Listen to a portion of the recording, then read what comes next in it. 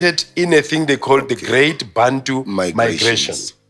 Because from 1675 BC came a group of colonizers from Asia called the Hyksos or Habiru, who later will be referred to as the Hebrews. The Hebrews. So they were Asiatic tribes. They introduced things like monotheism, circumcision, and all of these things into Kemet culture.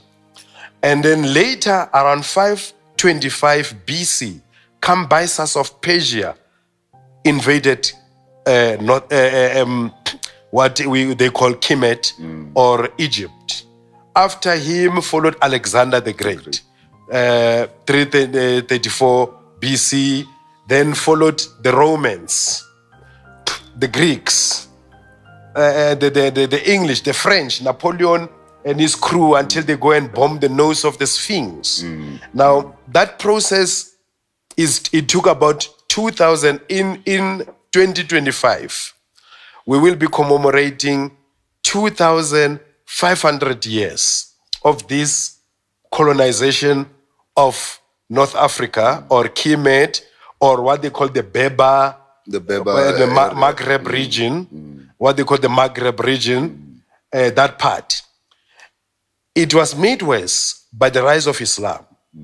That within 100 years of the rise of Islam, the whole part was Arabicized. Then we have Libya, we have Egypt, we have Morocco, we have Tunisia, Algeria. Today people were busy saying, oh, we can't celebrate Morocco victory because Morocco doesn't recognize itself as African. They're right. At one time, it got itself out of the OAU and so forth.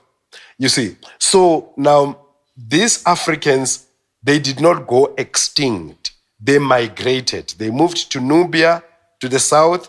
They went back the way they came in, by following the Nile, because they tell you that we come from the beginning of the Nile. We come from the foothills of the mountains of the moon. So the beginning of the Nile is in the Congo, is at Lualaba.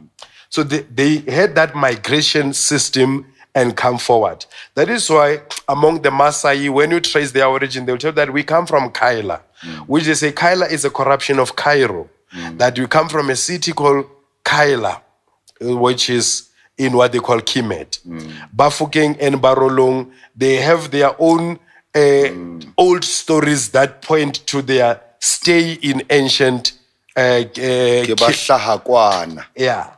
Now, you get a whole lot of groups even here in Southern Africa who can still connect with Kemet.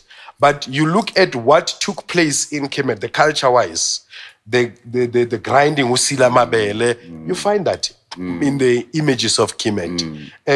The Ankh. Our dress code. Mkulu Credo Motua had the biggest Ankh. And he doesn't wear it and start to tell you about Osiris and Horus and everything. You understand? He wear it and tell you about African spirituality as we know it.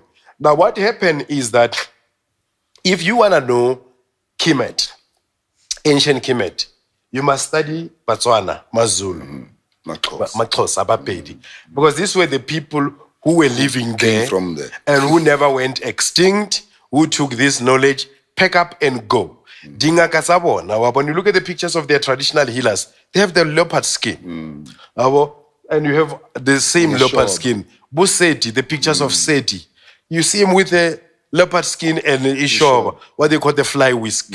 So we in because Africa of we misunderstanding. Yeah, because you see in Africa, it's noise to hit flies. No, Ishoba. Because in Africa we have what we have is we have different tradition, but we have one culture. So we have a cultural unity. Usiko lunye is tetes fugi. Yes. So now this cultural unity, it accounts to why you will see similarities in ancient Kemet and among the Bantu, because these are the same people who live there. So yes, it is true, we never had the gods. Even the ancient Kemites, they never refer to that as the gods. They call them the, in the corrupted Greek version, they call the Neteru, which will be nature. But